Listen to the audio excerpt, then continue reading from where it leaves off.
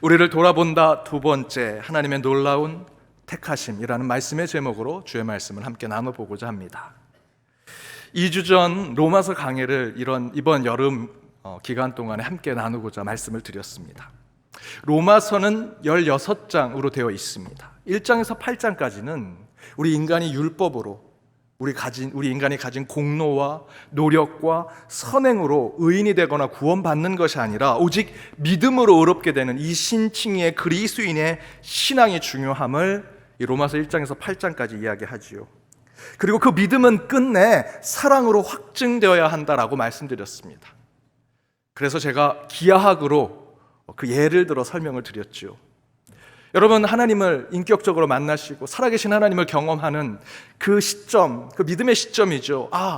하나님이 살아계시구나, 하나님이 계시는구나, 예수님이 나의 구원자구나 라는 것을 깨닫게 되는 그 믿음의 시점을 하나의 점으로 얘기한다면 그 점이 매번 나오는 것이 아닙니다. 하지만 그 살아계신 하나님, 인격적인 하나님을 만나고 또 만나고 그 점이 계속해서 우리의 삶 가운데, 우리의 신앙의 여정 가운데 찍혀지면 하나의 선분이 되겠죠. 우리는 생각할 때 믿음의 점이 하나씩 찍혀서 선분이 되지만 그 선분이 다가가 하늘에 닿게 되면 하나님의 사랑을 경험하게 되고요, 그 선분이 누군가에게 다가가게 되면 우리는 믿음으로 느꼈지만 그것을 경험하는 타인과 이웃과 세상은 그것을 사랑으로 경험하게 되더라. 이처럼 저와 여러분의 신앙은 믿음으로 의롭게 되는 신앙의 삶을 살아가는 동시에 그 믿음이 사랑으로 확증되어야 한다라고 말씀드렸습니다. 그것이 1장에서 8장까지 나온 말씀의 주제였죠. 그리고 바울은 바로 그 다음에 8장까지 믿음으로 시작해서 사랑으로 끝나는 우리 신앙에 대한 이야기를 하면서 그에 대한 기독교 윤리적인 삶, 그리고 실천적인 그리스도인의 삶을 바로 이야기하면 되는데, 로마서를 잘 읽어보면 그런 기독교 윤리적이고 또 기독교의 실천적 신앙의 삶을 이야기하는 것이 9장에 바로 나온 것이 아니라 12장에서 16장에 나옵니다. 대신에 9장부터는 바울은 유대인, 자신의 민족인 이스라엘 민족에 대한 구원에 대한 설명을 하고 있습니다. 그 이유가 뭘까? 율법과 공로, 선행과 자기 의로 구원받는다고 생각하는 이스라엘 민족, 유대인에 대해 바울은 자기 백성에 대한 국률함과 연민을 가지고 있었기 때문입니다. 그러면서 저는 2주 전 말씀에서 이 말씀이 우리의 상황에 적용되어야 한다라고 말씀드렸습니다. 내 나라의 사람들, 내 민족의 백성들이 구원받을 수 있다면 내가 저주를 받을지언정, 내 이름이 생명책에서 지워질지언정, 내가 지옥에 빠질지언정 그들에게 예수의 사랑을 전해야겠다. 바로 이런 바울의 모습 속에서 우리가 왜 그리스도인인지를 깨닫게 해주고 있다라고 말씀을 전했습니다. 그 예수 그리스도께서 십자가에서 보여주시는 나는 죽을지라도 저들을 용서하고 저들을 구원해 달라고 하는 그리스도인들만이 보여줄 수 있는 중보자의 모습이 이 포스트 코로나 시대에 참된 교회, 참된 그리스도인의 모습이 될 것이다 라고 말씀을 전했지요. 그렇다면 그렇게 피를 토하는 심정으로 내 생명을 내어줄지언정 한 생명을 구원하는 하나의 밀이 되겠다는 그리스도인됨의 신앙은 어디서 오는 것일까요? 이에 대해서 오늘 본문 11절에서는 이렇게 증거합니다. 함께 읽어보겠습니다. 그 자식들이 아직 나지도 아니하고 무슨 선이나 악을 행하지 아니한 때에 택하심을 따라 되는 하나님의 뜻이 행위로 말미암지 않고 오직 부르시는 이로 말미암아 서게 하려 하사. 11절 중간에 뭐라고 기록하고 있죠? 택하심을 따라. 택하심을 따라. 곧 우리가 그리스도인이 된 것은, 그리스도된 이유, 나는 죽고 내 가족, 내 이웃, 내 세상을 살리겠다는 그리스도인이 되고자 하는 이유는 하나님의 택하심 때문이라고 성경은 기록하고 있습니다. 우리가 생각할 때는 그렇지 않죠. 내가 가지고 있는 종교적 사명, 내 신앙적인 책임은 128년 된 이 교회의 역사 때문이라고 생각하기도 합니다. 헌금을 많이 모아 넉넉한 물질을 가지고 세상에 구제하고 봉사할 수 있는 교회가 되었기 때문에 우리가 그 사명을 감당할 수 있다. 세상에서 높은 자리에 앉은 사람들, 세상의 권세자들이 교회에 많이 모여 있으니 힘 있는 교회가 되었기 때문에 하나님 나라 사명을 감당할 수 있는 것이라 우리 인간은 생각하죠. 그렇게 생각이 드는데 여러분, 성경에는요 그렇게 기록되어 있지 않습니다. 그 일을 할 수 있는 것, 하나님 나라의 사명을 감당할 수 있는 것은 교회가 가진 힘, 교회가 가진 물질과 돈, 교회가 가진 역사와 전통이 아니라 지금 이 자리에 앉아있는 저와 여러분의 지위와 능력과 권세와 선행을 많이 하는 것 때문이 아니라 하나님이 우리를 택하셨기 때문에 그 일을 할 수 있다라고 성경은 기록하고 있습니다. 그 예로 오늘 본문에 에서와 야곱 형제 이야기가 나오지요. 에서는 미움을 받았고요, 야곱은 사랑을 받았다라고 성경은 기록합니다. 이 둘의 차이는 에서가 큰 잘못을 하고 야곱이 큰 선행과 봉사를 많이 해서 그런 차이가 났다라고 성경을 기록합니까? 그런 것이 아니죠. 11절에 이렇게 기록하고 있습니다. 아직 태어나지도 않았고요, 선행과 공로에 따라 평가받고 심판받기 전에 하나님이 야곱을 선택하시고 야곱을 택정하셨다라고 기록하고 있습니다. 그러니까 13절에 하나님이 야곱을 사랑하고 에서를 미워하였다라는 것은 그들이 예쁜 짓을 많이 해서 사랑하고 나쁜 짓을 많이 해서 미움을 받은 것이 아니라 하나님이 그렇게 하시기로 결정하시고 선택하셨기 때문이다 라고 성경은 말하고 있습니다. 그럼 인간인 우리는 이렇게 생각할 수 있죠. 하나님, 어떻게 이렇게 불공평하실 수 있습니까? 아니, 목사님, 어떻게 하나님이 누구는 사랑하고 누구는 미워할 수 있습니까? 에서가 그렇게 크게 잘못한 것도 아닌데 오히려 야곱, 성경을 읽어보니 야곱은 거짓말도 하고 편견을 가지고 있고 나쁜 말도 많이 했었는데 야곱을 더 미워하고 에서를 더 사랑하셔야지.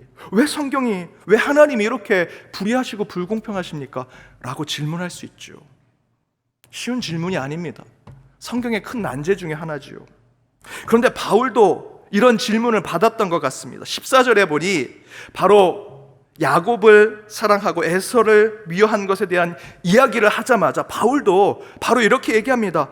하나님이 불의가 있느냐? 그렇지 않다. 하나님이 불공평하냐? 그렇지 않다. 라고 하나님을 변호하는 바울의 이야기가 나오죠. 그러면서 15절 이하에서 바울은 이렇게 증거합니다. 표준 세번역으로 준비했습니다. 함께 읽어보겠습니다. 하나님께서 모세에게 말씀하시기를 내가 긍휼히 여길 사람을 긍휼히 여기고 불쌍히 여길 사람을 불쌍히 여기겠다 하셨습니다. 그러므로 그것은 사람의 의지나 노력에 달려 있는 것이 아니라 하나님의 자비에 달려 있습니다. 잘 보셔야 합니다. 16절에 15절에서 말한 대로 긍휼히 여길 사람을 긍휼히 여기고 불쌍히 여길 사람을 불쌍히 여기는 것은 사람의 의지, 사람의 노력, 저와 여러분이 교회 바깥에서 선행을 많이 하는 것, 그런 것에 따른 것이 아니라 하나님의 뜻, 하나님의 선택에 달려 있다라고 성경은 증거하는 것이 중요합니다. 이 말씀에서의 중심은 하나님이 누구를 미워하고 누구를 사랑했다라는 것이 이 이야기의 중심이 아니라 그런 결정과 판단은 인간의 선행, 저와 여러분이 보여주는 인간의 행동과 노력에 따른 것이 아니라 하나님의 전적인 섭리, 하나님의 뜻, 하나님의 결심, 하나님의 선택에 따른 것이다 라는 것이 성경의 말씀입니다.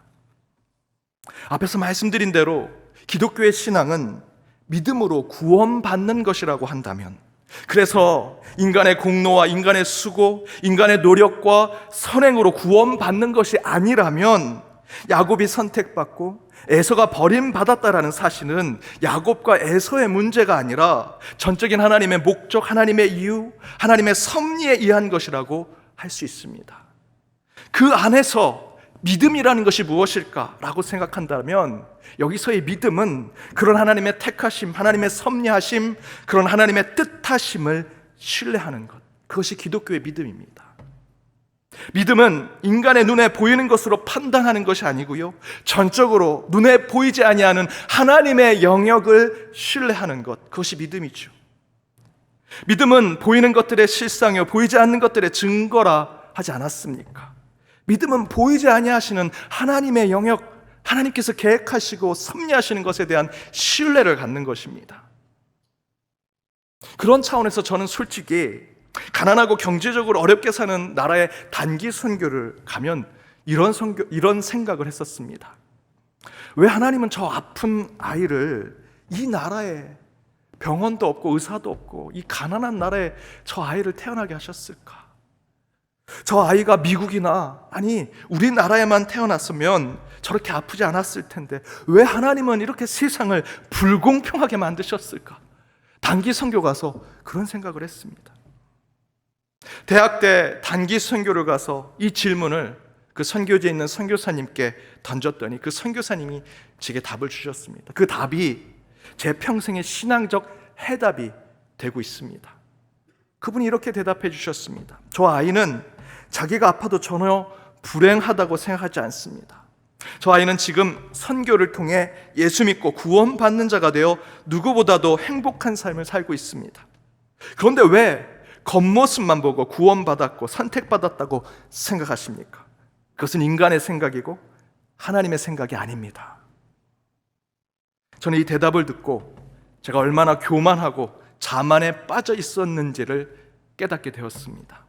겉모습만 보고 가난한 나라의 그 아픈 아이는 구원받지 못한 백성이다, 더 나아가서 하나님의 선택받지 못한 백성이라고 판단했던 것이죠. 저의 더 치명적인 문제는 그 아이를 보고 왜 하나님이 불공평하십니까? 왜 하나님 불의하십니까? 라고 인간인 제가 하나님을 판단하고 재단하는 제 모습을 발견하게 되었습니다. 저는 단 한 번도 제가 예서라고 생각해 본 적이 없고요, 이삭과 이스마엘 그 형제 이야기 가운데 저는 항상 이삭이라고 생각하며 살았습니다. 그 버림받은 이스마엘, 그 흑인에 가까운 이스마엘은 내 삶에 투영될 수 없어 라는 생각을 했죠. 그렇게 저는 늘 선택받은 이삭, 야곱, 요셉, 모세, 다윗을 제 신앙에 투영해 놓고 하나님을 판단하고 때로는 하나님이 불공평하다, 하나님이 불의하다라고 생각하며 질문을 던지며 살았던 제 신앙을 돌아보게 되었습니다. 그런데 여러분, 오늘 본문에서 저와 여러분이 던져야 할 신앙의 질문은 왜 하나님이 불공평하시냐, 왜 야곱을 사랑하시고 에서를 미워하시냐, 왜 그렇게 하나님은 불의하시냐라는 질문이 아니라 하나님은 그렇게 불공평하다, 불의하다라는 그런 평가를 받으시면서까지도 왜 아무런 자격 없는 나를 택하셨습니까? 구원받을 아무 조건을 가지고 있지 못한 저를, 이 죄인밖에 되지 못한, 벌레밖에 되지 못한 저를 왜 부르셔서 하나님의 자녀를 삼으셨습니까? 라는 질문을 하셔야 합니다. 야곱을 사랑하고 에서를 미워하는 그 하나님의 이야기를 하면서 왜 야곱은 되고 왜 에서는 안 되는가라는 하나님의 영역을 따져 묻는 자가 되기보다 전혀 자격 없고 볼품 없으며 구원받을 조건이 되지 않는 이 못난 저를 왜 선택하시고 왜 저를 부르셨습니까? 라는 자기 성찰의 질문이 지금 이 시대에 저와 여러분에게 먼저 던져져야 한다는 것입니다. 그리고 그 질문 가운데 저와 여러분이 오늘 본문에서 깨달아야 하는 것은, 하나님은 이 놀라우신 계획과 섭리 가운데 이 못난 죄인을 택하시고 구원하셨구나 라는 고백을 해야 한다는 것이죠. 하나님이 야곱을 사랑하시고 에서를 미워하신 이 이야기의 중요한 것은 야곱이 얼마나 많은 선행을 했는가, 에서가 얼마나 많은 악행을 했는가 라는 것이 아닙니다. 야곱이 그래서 천국에 갔을까? 그래서 에서는 지옥에 갔을까? 여러분, 그런 거 판단하지 마십시오. 성경은 그들의 구원에 대한 문제를 단 한 줄도 얘기하지 않았습니다.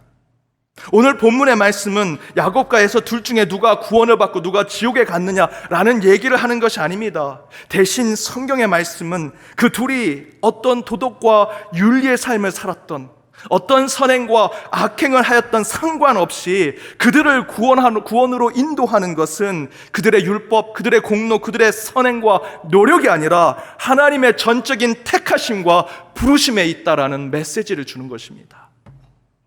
그것이 우리에게 주는 메시지는 하나님의 그러한 택하심에는 인간의 의지, 인간의 노력은 포함되어 있지 않다는 것이죠.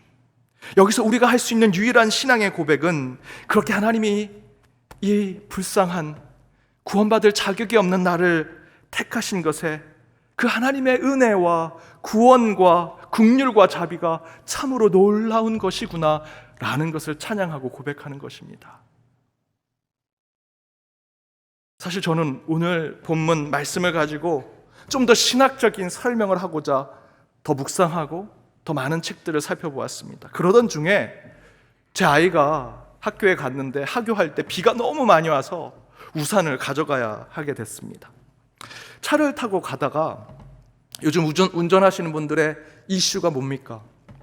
새로운 도로교통법에 따라서 우회전하는 것이 어떻게 다르냐, 그게 신경 쓰지 않으십니까? 그런데 저는 제 머릿속에는 온통 왜 하나님은 야곱을 선택하시고 에서를 미워하셨을까? 오늘 이 말씀을 전해야 되는데 그 불공평하고 불의하신 하나님을 어떻게 설명해야 될까? 그것이 하나님의 예정하심과 선택하심이라면 그 예정론에 대한 신학적인 이야기를 어떻게 풀어낼까? 머릿속에 가득한 그 설교 말씀, 신학적인 생각을 하면서 운전하고 가다가 우회전이 딱 나왔습니다. 그런데 사람이 지나가길래 제가 멈췄죠. 제 율법을 잘 지킵니다.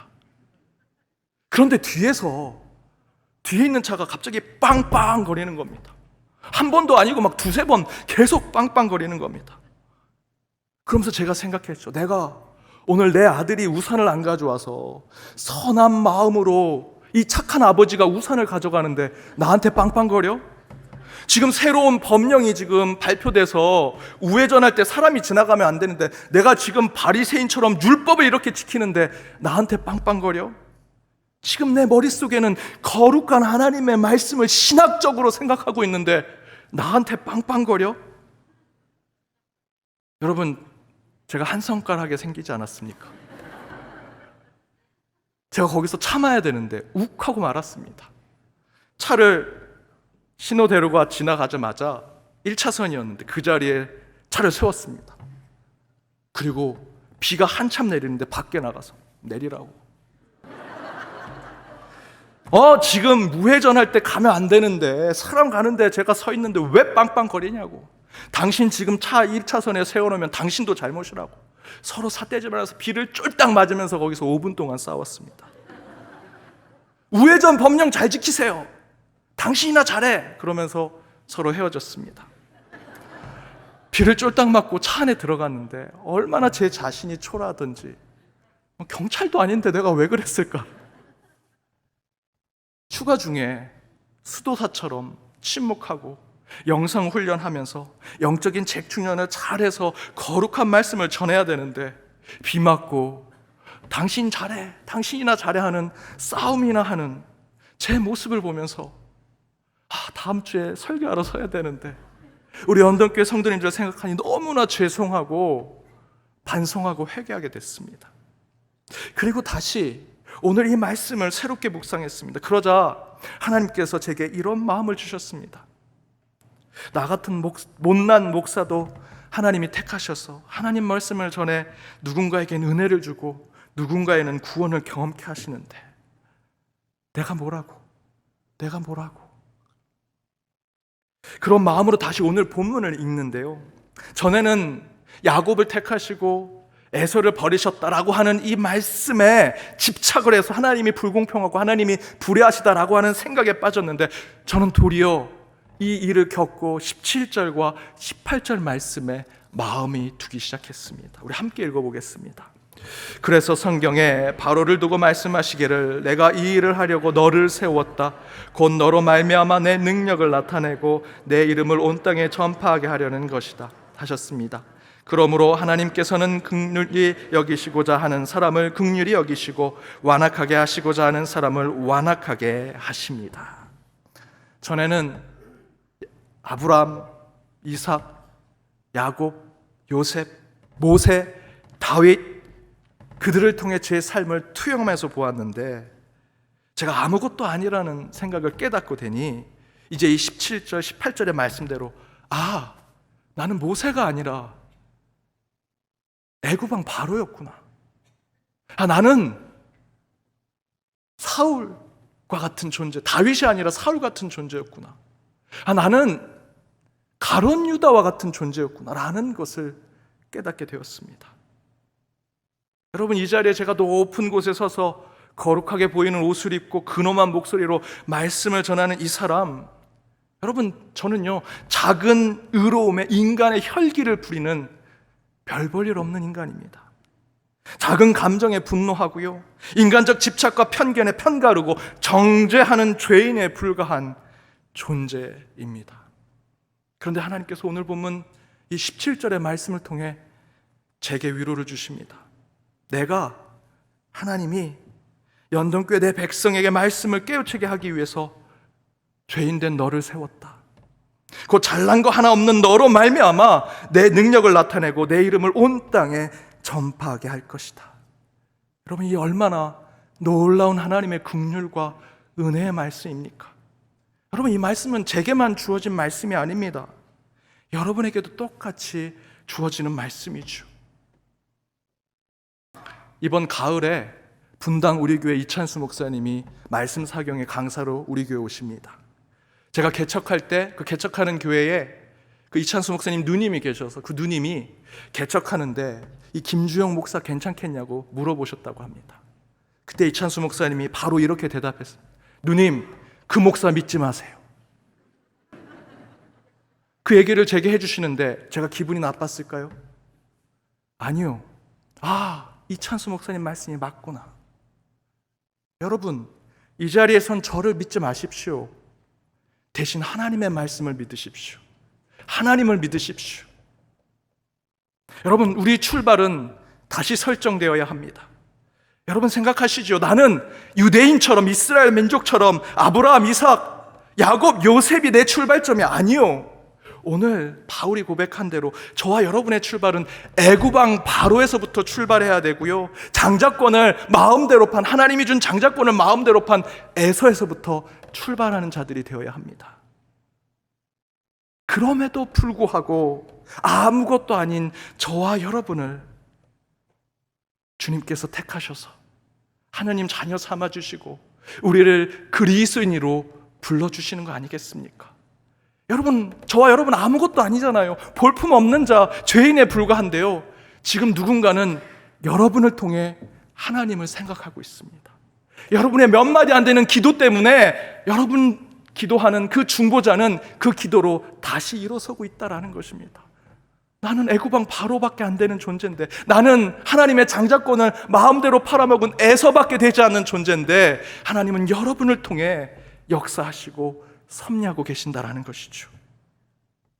우리는 그 어떤 것으로도 구원받을 만한 자격이 없는 자에 불과하고요, 우리의 삶에 당연한 것 하나도 없는 그저 모든 것이 하나님의 은혜임을 고백해야 할 그리스도인입니다.